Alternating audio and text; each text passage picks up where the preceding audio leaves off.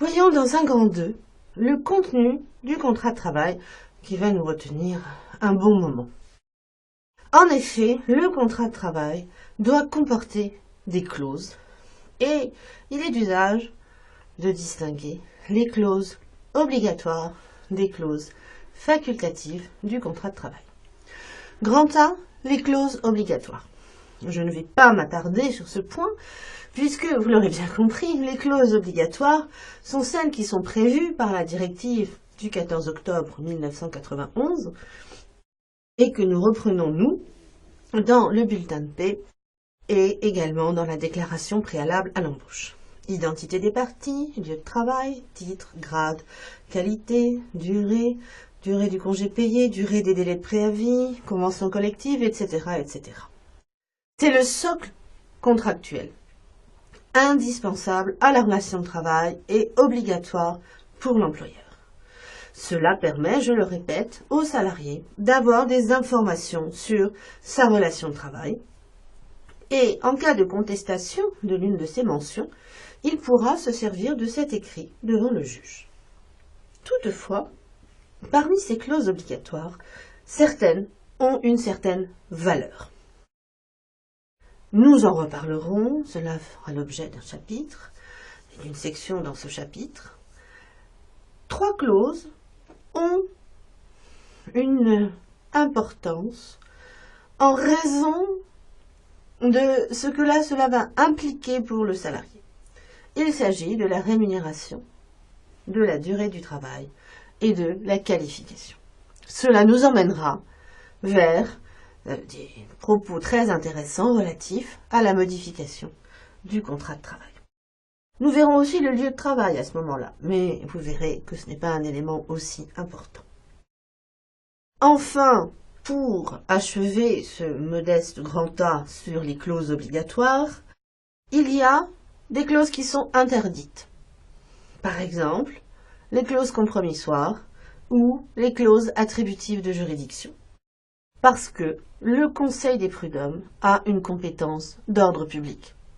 Et par exemple, même dans un contrat de travail pour une mission à effectuer à l'étranger, eh bien, on veut protéger le salarié en disant que la loi française est applicable et donc que le Conseil des prud'hommes est compétent.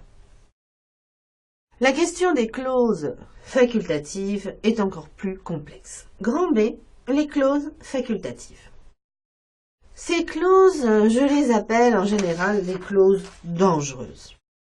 Pourquoi? Parce qu'elles ont toutes, en général, la particularité de mettre le salarié dans une position difficile. Et elles vont à chaque fois rajouter pour lui des obligations supplémentaires, dont la méconnaissance peut entraîner la rupture du contrat de travail ou l'allocation de dommages-intérêts. Si ces clauses sont dangereuses, vous l'aurez bien compris, elles sont sous la haute surveillance du juge. Avant d'examiner toutes ces clauses facultatives un petit peu dangereuses, je voudrais juste, pour finir cette petite introduction, vous parler de 2 clauses qui me semblent un peu particulières et qui résultent d'arrêts assez récents, donc je vous en fais mention. Les premières clauses un peu particulières sont les clauses dites de changement d'actionnariat, de changement de contrôle ou de changement de direction, et qui permettent aux salariés, pas à n'importe quel salarié, un salarié qui a des fonctions qui le justifient, de rompre son contrat de travail moyennant le versement d'une indemnité substantielle. La Chambre sociale de la Cour de cassation a abordé ces clauses dans un arrêt du 26 janvier 2011 au pourvoi numéro 09 71 271 et également dans un arrêt du 10 avril 2013 au pourvoi numéro 11 25 841. Il s'agit en fait pour les salariés qui ont des fonctions de direction de pouvoir à un moment donné dire « je ne suis plus d'accord avec la politique de l'entreprise ». Parce qu'il y a eu un changement de direction, parce que le contrôle n'est plus le même. Et comme cela ne correspond plus à ce pourquoi j'ai été embauché, eh bien, je m'en vais. Mais je m'en vais pas comme ça. Je m'en vais avec une somme d'argent, je vous parle en milliers d'euros, hein, qui a été insérée dans le contrat qui a été prévu. Évidemment, à ce moment-là, la société ne veut pas payer, vous vous en doutez bien, mais les juges vont valider ces clauses. Donc, voilà pour le premier exemple un peu particulier. Le deuxième et dernier exemple un peu particulier, avant d'aborder les clauses facultatives un peu dangereuses, c'est la clause liée à l'obtention du permis de conduire. En effet, pour ceux qui l'ont, ça ne pose pas de problème, mais pour ceux qui n'ont pas encore leur permis de conduire, se pose souvent la question de savoir si cela pose un problème et si l'employeur peut exiger ce diplôme, parce qu'après tout, le permis de conduire, c'est un diplôme. Dans un arrêt de la Chambre sociale du 10 juillet 2013 au pourvoi numéro 11 27 636, il s'agissait d'une salariée qui avait été embauchée en qualité d'ingénieur commercial. Et son contrat de travail indiquait que, évidemment, ce métier nécessitait de fréquents déplacements. Raison pour laquelle son employeur avait prévu la mise à disposition d'un véhicule de fonction à l'issue de sa période d'essai. Et dès qu'elle serait titulaire du permis, c'est une évidence. La salariée est licenciée et elle conteste son licenciement. En effet, l'employeur est tenu normalement d'assurer au salarié une adaptation à son poste de travail. C'est l'obligation d'adaptation. Cela l'oblige normalement à dispenser une formation initiale qu'il juge nécessaire afin de pouvoir exécuter un travail.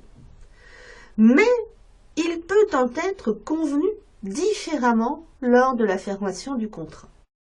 Or, dans cet arrêt, il avait été prévu dans le contrat qu'elle devait obtenir le permis de conduire. Et non seulement elle ne l'avait pas obtenu, mais il résultait des faits qu'elle n'avait rien fait pour l'obtenir, elle ne s'était même pas présentée au code. Voilà pourquoi la clause prévoyant l'obtention du permis de conduire peut, dans certaines hypothèses, être reconnue comme valable.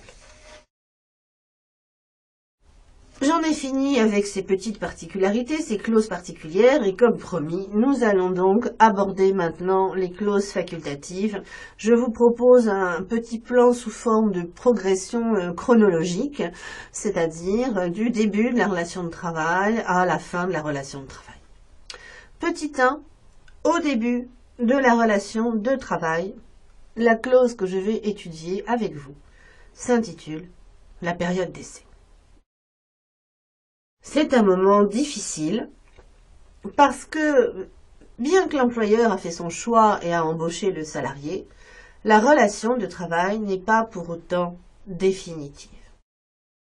Il peut en effet être inséré au contrat de travail une clause prévoyant une période d'essai dont la particularité est que, durant cette période, les parties peuvent se séparer librement. J'insiste sur ce point, ni le droit de la démission, ni le droit du licenciement ne s'appliquent durant la période d'essai. Il s'agit, pour les deux parties, d'une faculté de rupture unilatérale du contrat de travail. Alors, c'est pourquoi, évidemment, c'est une clause un petit peu dangereuse, parce que tant que le contrat de travail n'est pas conclu à titre ferme, eh bien, le salarié se trouve un peu sur un siège éjectable, et puis l'employeur aussi, parce que s'il a dépensé beaucoup d'argent pour le recrutement, pour s'assurer d'avoir ce salarié et que celui-ci s'en va, parce que ça ne lui convient pas, eh bien, il faut recommencer toute la procédure. Alors, jusqu'à une période assez récente, le droit de la période d'essai était un droit purement prétorien. Ce n'était que la jurisprudence qui avait posé les conditions de validité de la période d'essai. Le législateur a souhaité intervenir parce que, ce que je ne vous ai pas encore dit, c'est que la plupart du temps, les dispositions relatives à la période d'essai étaient conventionnelles, se trouvaient dans les conventions collectives de travail. Or, il y avait une forme de disparité entre les différentes conventions collectives de branche et les salariés n'étaient donc pas tous placés dans la même situation. Par une loi du 25 juin 2008, le législateur va légaliser la période d'essai. Désormais, il est fermement prévu, bien que cela ait été déjà prévu par la jurisprudence, parce que le législateur, pour beaucoup, reprend la jurisprudence, que si une période d'essai est prévue, elle doit obligatoirement être insérée dans le contrat de travail. Attention cependant, ne mélangez pas. L'essai n'est pas obligatoire. Mais, puisqu'il ne se présume pas, il faut impérativement qu'il soit prévu expressément dans le contrat de travail. Le Code du travail va désormais prévoir que l'objet de la période d'essai est de permettre à l'employeur d'apprécier la valeur professionnelle du salarié, ses compétences. Vous me direz, ça, on s'en doutait déjà.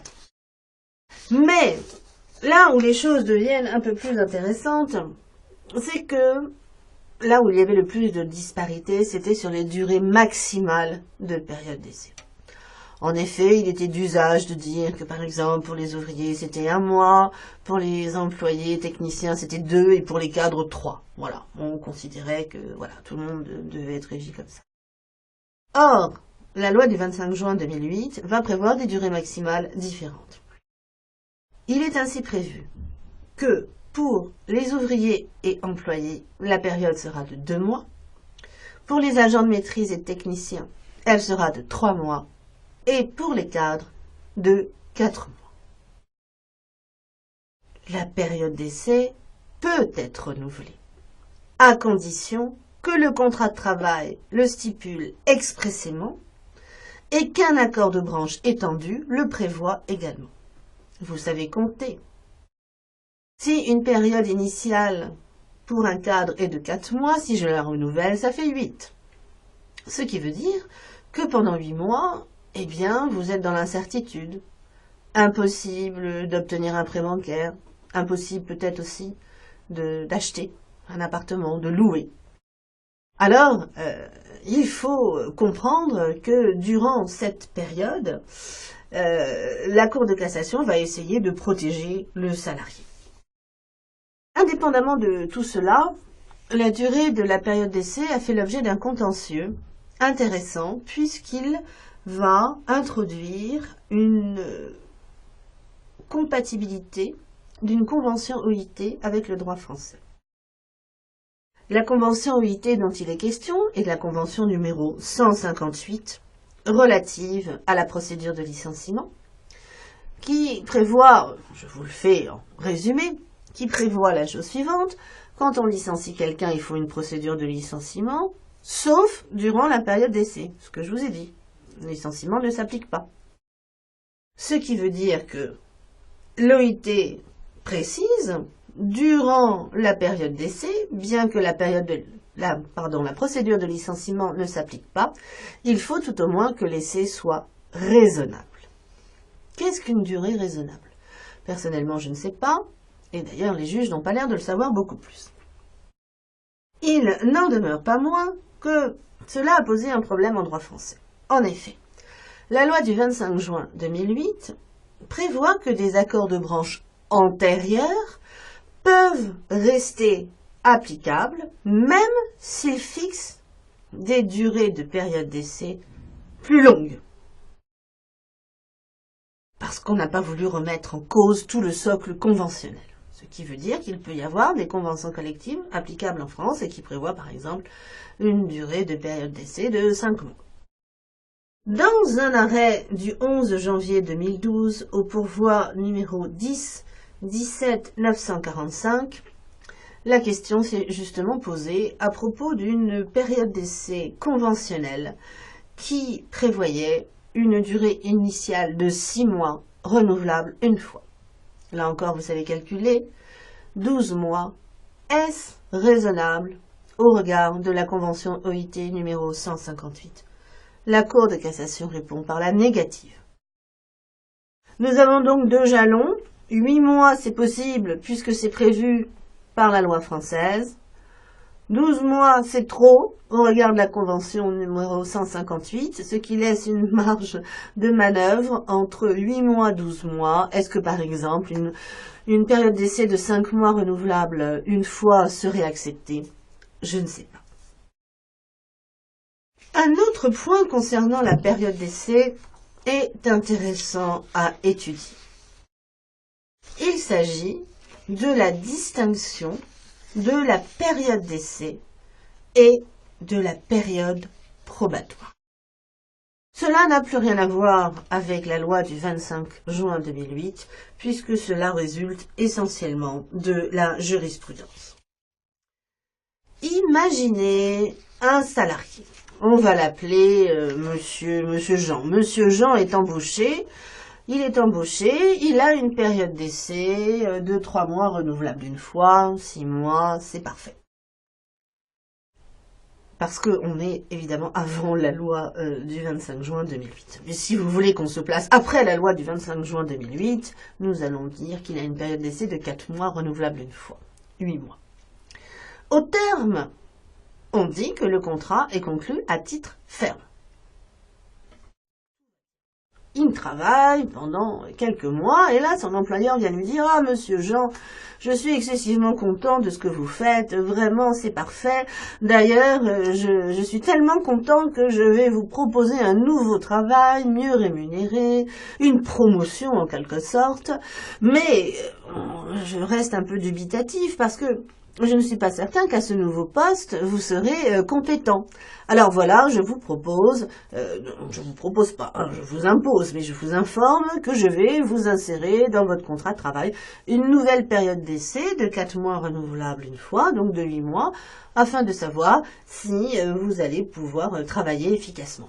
Et bien entendu, je tiens à vous dire, et j'en suis désolée, que si, durant cette période d'essai, vous ne nous satisfaisez pas, eh bien, nous ferions une rupture unilatérale. Qu'en pensez-vous? Est-ce que ce petit cas pratique est possible? La réponse est négative. La période d'essai ne peut se situer qu'au début de la relation de travail. Ce qui veut dire que la période que l'employeur appelle période d'essai et qu'il propose à monsieur Jean n'en est pas une. C'est ce que l'on appelle une période probatoire. Il doit faire ses preuves au nouveau travail et s'il n'y arrive pas, s'il ne satisfait pas, la seule sanction qu'on peut lui imposer, c'est de retourner à son poste initial. Donc, il est clairement important de faire cette distinction parce qu'il y a eu beaucoup d'abus dans le passé, notamment par exemple pour les directeurs de chaînes d'hôtels comme Formule 1, etc.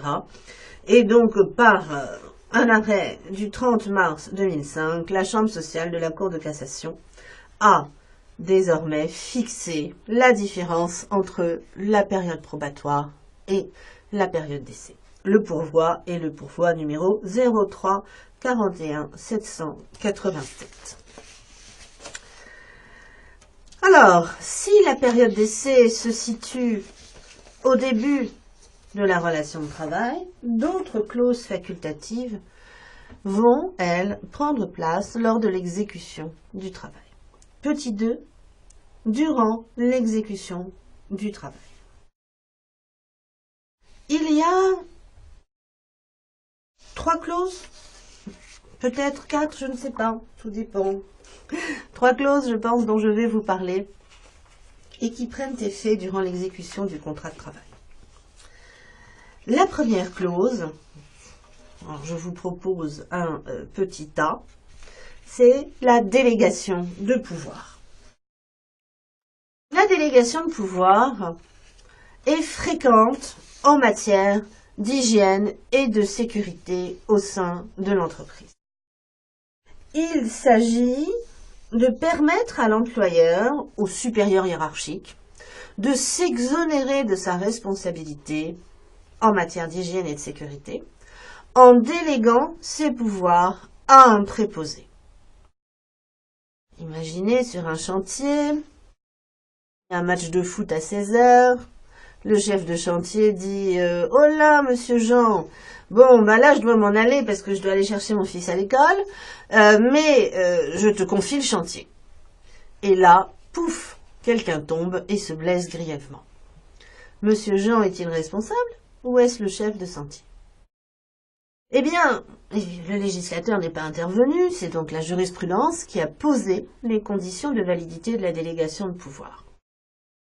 Il faut, pour qu'elle soit valable, que la personne justifie avoir donné une délégation à un préposé pourvu de la compétence, de l'autorité et des moyens nécessaires pour veiller efficacement à l'observation de la réglementation.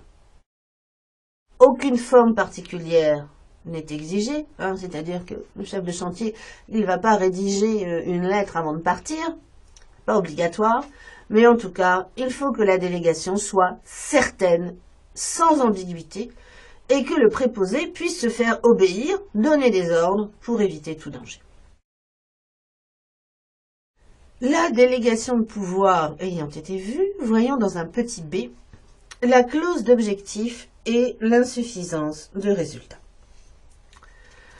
Le contrat de travail de certains cadres, plus fréquemment de commerciaux, va être assorti d'une clause prévoyant qu'en cas de non-réalisation des objectifs fixés dans le contrat de travail, il pourra être procédé à leur licenciement. Souvent, cette clause va être assortie d'une prime, prime de résultat, prime d'objectif. Monsieur Jean doit vendre 300 voitures dans l'année. S'il vend 300 voitures, il a 10 000 €. S'il ne les vend pas, il est licencié. Vous voyez que cette clause est plutôt dangereuse parce que, en quelque sorte, le salarié va accepter par avance l'idée même d'être licencié. Et il y a des tas de facteurs qui peuvent rentrer en compte et qui vont faire qu'on ne sait pas pourquoi monsieur Jean n'aura pas pu vendre ses voitures.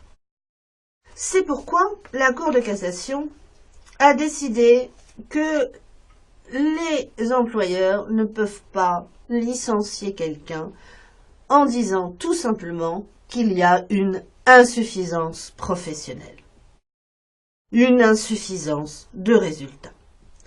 Il faut motiver, et pour motiver, on va se servir de notre principe de proportionnalité applicable à la clause. Les objectifs étaient-ils réalisables? Pour ce faire, la Cour de cassation, les juges vont se transformer un petit peu en économistes et vérifier que, sur le fondement toujours du principe de proportionnalité, je vous rappelle qu'on trouve à l'article L1121-1 du Code du travail, que le salarié n'a pas pu atteindre ses objectifs. Alors, quels sont les facteurs? Qu'est-ce qu'ils vont aller chercher pour essayer de voir si les objectifs étaient réalisables? Eh bien, tout d'abord, quel est l'état du marché? Est-ce que le marché du véhicule est toujours aussi bon cette année que l'année précédente? Je crois qu'il y a quelques difficultés chez les constructeurs automobiles ces dernières années. Donc il va de soi que peut-être les 300 véhicules qui avaient été fixés il y a 2 ans devraient peut-être être mis à la baisse, 250 ou 200 véhicules, je ne sais pas. Ensuite, les juges vont s'assurer que les autres commerciaux, les autres salariés ont atteint ou non leurs objectifs. Parce que s'ils ont tous atteint leurs 300 véhicules, voire plus, c'est qu'il y a un problème avec monsieur Jean. Mais s'ils ne les ont pas atteints, c'est qu'ils se trouvent tous dans la même situation. Pour finir, ce n'est que si les juges réussissent à trouver une faute de monsieur Jean dans l'exercice de son travail qu'ils vont valider le licenciement. Est-ce que monsieur Jean a négligé de rappeler des clients? Est-ce qu'il a oublié de leur faire des réductions, des promotions? Je ne sais pas trop. Si monsieur Jean est fautif, le licenciement sera disciplinaire. En revanche, si on n'arrive pas à trouver de faute commise par monsieur Jean, L'insuffisance professionnelle seule ne pourra pas constituer un motif de licenciement. Il faut un caractère objectif au contrôle de cette insuffisance professionnelle qui passe par la recherche de la faute.